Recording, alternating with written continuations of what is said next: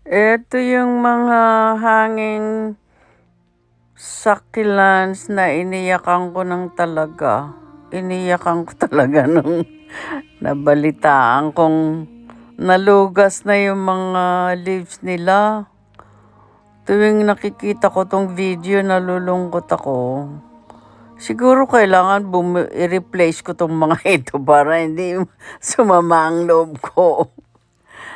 Tignan mo naman ang lago-lago nila, tapos nalugas na lang bigla. Tapos yung isa, yun, ruby, string of rubies, tinapon pa. Buti na lang yung mga iba, hindi tinapon. Pero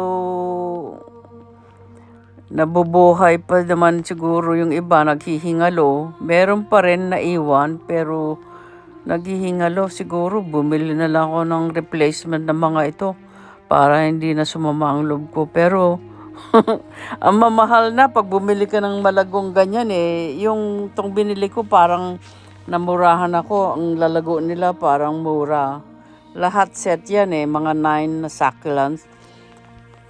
Kaya binili ko agad. Nalimutan ko na pati kung kanino ko binili ito Siguro maghahanap na lang ako, pero gusto ko lahat bilhin ko ulit ng siguro mga siyam yan 1, 2, 3, 4. Mga siyam yata ito. Ng mga string of succulents. Nakikita ko tong video, tapos yung mga natira na lang, wala. Masama ang loob ko. Disappointing talaga. How disappointing. Ito yung mga halaman na iniyakan ko na sinasabi ko sa asawa ko. Iniyakan ko talaga to. Pero nag-usap kami ng isang vendor. Mabait naman siya. Sabi niya, "Ma'am, we're just human. Nagkakamali tayo." Kaya sabi ko, tama, totoo yan. Kaya na open yung mind ko. Yun ang sabi ni Mary Ann Cavinta sa akin kasi nagme-messenger ako sa kanya nung gabing yun. At saka sabi pala ni Mary Ann, "Ma'am, pwede ka naman bumili ng iba pa." Kesa magalit ka na sumama ang loob mo. Sabi ko, tama nga naman, totoo naman yun. Eto na lang ang mga natitira sa mga malalago kong succulent of strings. Okay naman sila, mukhang lalago pa rin. Yung iba, yung string of ruby lang ang tinapon actually. Kagaya nito, string of pearls, maganda ito. Ito, string of hearts, variegated pa nga yan maganda yan.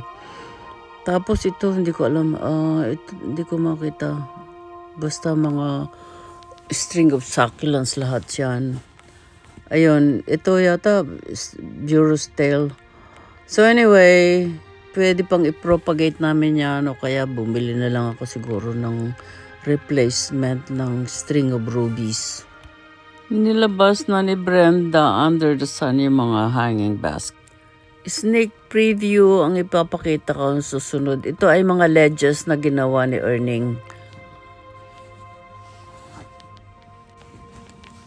Ito ay pinagawa ko kay Erning at gagawin kong propagation area namin ito right next to the hanging basket. Tapos, dyan na lang kami magpa-plant na mga succulents para hindi na kami bibili ng marami pang pots kasi expensive ang terracotta Nakita ko ito sa isang video.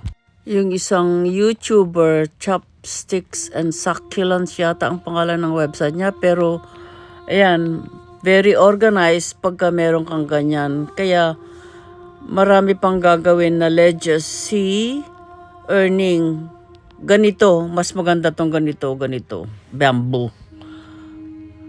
Yan, hindi naka-screw lahat yan sa wall, kundi lang taas lang ang naka-screw. Pag natapos na Erning lahat ang mga pinagagawa kong ledges, maaayos na ni Brenda tsaka ni Erning itong lugar na ito. This is actually where we let our boarders hang out kasi meron kaming boarding house. Dito sa corner nito may table kaming ilalagay na maganda. Kaya pagka may bisita yung mga boarders, dyan na lang sila naupo. Mag-i-enjoy pa sila ng succulents.